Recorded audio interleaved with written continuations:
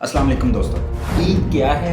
But the Eid celebrations are in full swing around the world. Eid Mubarak. Eid Mubarak. Eid Mubarak. The people across countries offered prayers, shared treats and also set off fireworks in some parts of the world. The Muslims also marked the holiday with family gatherings, visits to the elderly, new clothes and also sweet treats. Eid इस्लामी तहजीब का एक नहायत अहम और बाबरकत त्यौहार है जो दुनिया भर के मुसलमानों के लिए कुर्बानी, इसार और अल्लाह ताला की रज़ा के इजहार का ज़रिया है।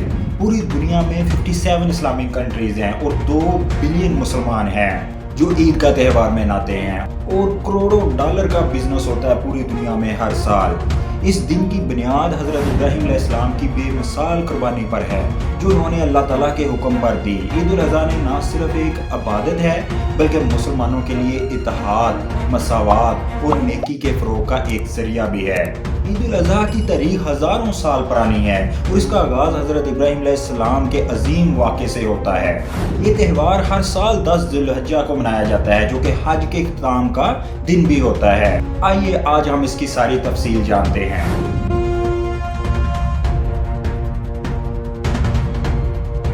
हज़रत इब्राहीम अलैहिस्सलाम अल्लाह ताला के बरगज़िदा नबी थे जिन्हें खलीलुल्लाह का लक़ब भी दिया गया।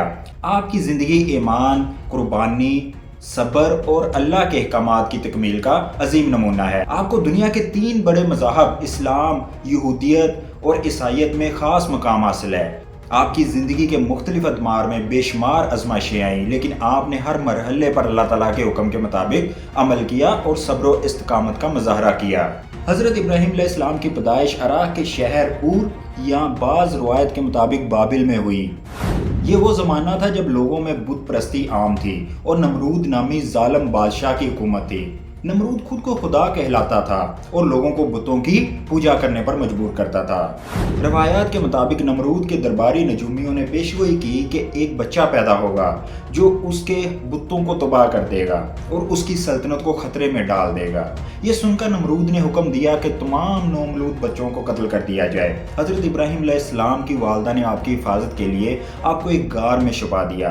आप कई साल वहीं रहे और अल्लाह ताला की कुदरत से परवरिश पाते रहे। जब हज़रत इब्राहीम अलैहिस्सलाम जवान हुए तो आपने गौर फिक्र किया कि ज़मीन, आसमान और ये बुत किसी सूरत हकीकी महबूद नहीं हो सकते।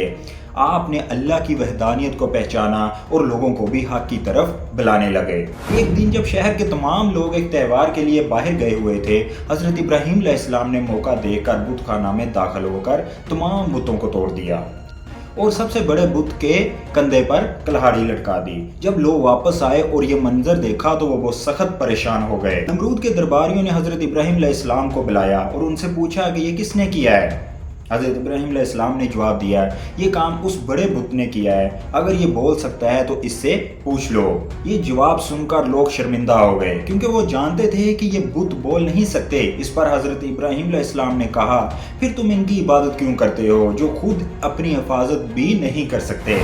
जब नमरूद को ये बात मालूम हुई तो वो हज़रत इब्राहीम अलैहिस्सलाम पर सख्त गुस्सा हुआ और इन्हें सज़ा देने का फैसला किया। नमरूद ने हुक्म दिया कि हज़रत इब्राहीम अलैहिस्सलाम को एक बड़ी आग में डाल दिया जाए। इसके लिए एक बहुत बड़ा अलाव तैयार किया गया जिसमें कई दिन तक लकड़ियां जमा की गई। हज़रत इब्राहीम अलैहिस्सलाम को मंजीक के जरिए आग में फेंका गया लेकिन जैसे ही आप आग में पहुंचे अल्लाह ताला ने हुक्म दिया, ए आग ठंडी हो जा और इब्राहीम अलैहिस्सलाम के लिए सलामती का जरिया बन जा। आग हज़रत इब्राहीम अलैहिस्सलाम के लिए गुलजार बन गई और वो बिल्कुल महफूज रहे। ये देखकर नमरूद हैरान रह गया लेकिन अपनी जिद और गरूर की वजह से ईमान न लाया। हज़रत इब्राहीम अलैहिस्सलाम की पहली बीवी हज़रत सारा अलैहिस्सलाम थी जो बांझ थी। इनकी इजाज़त से हज़रत इब्राहीम अलैहिस्सलाम ने हज़रत हाजरा अलैहिस्सलाम से निकाह किया जिससे हज़रत इस्माईल अलैहिस्सलाम की पैदाइश हुई। अल्लाह के हुक्म पर हज़रत इब्राहीम अलैहिस्सलाम ने हज़रत हाजरा अलैहिस्सलाम और हज़रत इस्माईल अलैहिस्सलाम को मक्का की बेइबाद वादी में छोड़ दिया। जब पानी खत्म हुआ तो हज़रत हाजरा अलैहिस्सलाम बेकरार हो गईं और सफ़ा मरवा के दरमियान पानी की तलाश में दौड़ने लगी। अल्लाह के हुक्म से हज़रत जिब्राईल अलैहिस्सलाम ने ज़मीन पर एक जगह पर अपना पर मारा जहाँ से आबे ज़मज़म का चश्मा जारी हो गया। ये पानी क़यामत तक जारी रहने वाली अल्लाह ताला की निशानी बन गया। جب حضرت اسماعیل علیہ السلام بڑے ہوئے تو اللہ تعالیٰ نے حضرت ابراہیم علیہ السلام کو خواب میں حکم دیا کہ وہ اپنے بیٹے کو قربان کریں۔ حضرت ابراہیم علیہ السلام نے اپنے بیٹے سے مشورہ کیا تو انہوں نے بھی اللہ کے حکم کے آگے سر تسلیم کر دیا۔ جب حضرت ابراہیم علیہ السلام نے چھری چلائی تو اللہ نے حضرت جبرائیل علیہ السلام کے ذریعے ایک دمبا بھیج دیا اور حضرت اسماعیل علیہ السلام کی جگہ دمبا ذبح ہو گیا۔ اس عظیم قربانی کی یاد میں ہر سال مسلمان قربانی کرتے ہیں۔ اللہ تعالیٰ کے حکم پر حضرت ابراہیم علیہ السلام اور حضرت اسماعیل علیہ السلام نے مکہ میں خانہ کعبہ کی بنیاد رکھی۔ جب تعمیر مکمل ہوئی تو اللہ نے فرمایا ہے، اور ہم نے ابراہیم اور اسماعیل کو حکم دیا کہ میرے گھر کو طواف کرنے والوں، اعتکاف کرنے والوں اور رکوع سجود کرنے والوں کے لیے پاک رکھو۔ حضرت ابراہیم علیہ السلام نے 175 سال کی عمر میں وفات پائی۔ آپ کی قبر مبارک آج بھی فلسطین کے شہر الخلیل میں موجود ہے۔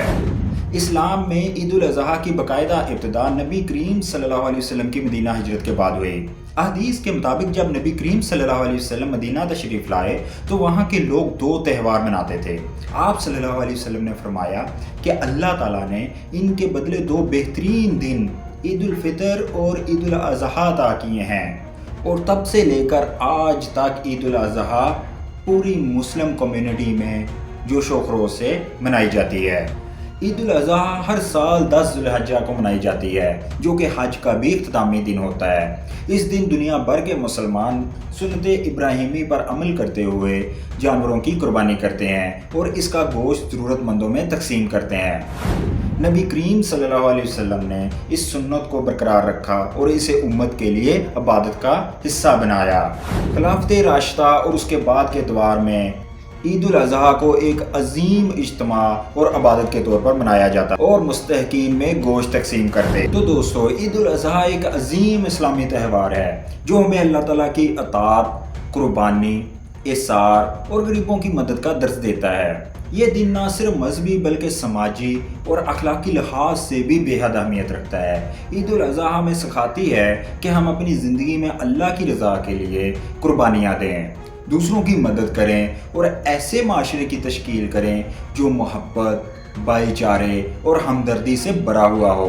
یہ عظیم دن ہمیں یاد دلاتا ہے کہ حقیقی قربانی صرف جانور ذبح کر لینے سے نہیں بلکہ نفس، خواہشات اور مال کو اللہ کے حکم کے مطابق خرچ کرنے میں ہے۔ اگر ہم اس حقیقی پیغام کو سمجھیں اور اس پر عمل کریں تو نہ صرف ہماری زندگی بہتر ہوگی بلکہ ہمارا معاشرہ بھی فلاح و بہبود کی راہ پر گامزن ہو جائے گا۔ آپ بھی عید الاضحیٰ کے حوالے سے اپنی رائے کا اظہار کمنٹ سیکشن میں لازمی کیجیے گا۔ ویڈیو کو لائک کر دیجیے گا، چینل کو سبسکرائب کر دیں اور بیل آئیکن کو پریس کر دیں۔ ٹیک کیئر، اللہ حافظ۔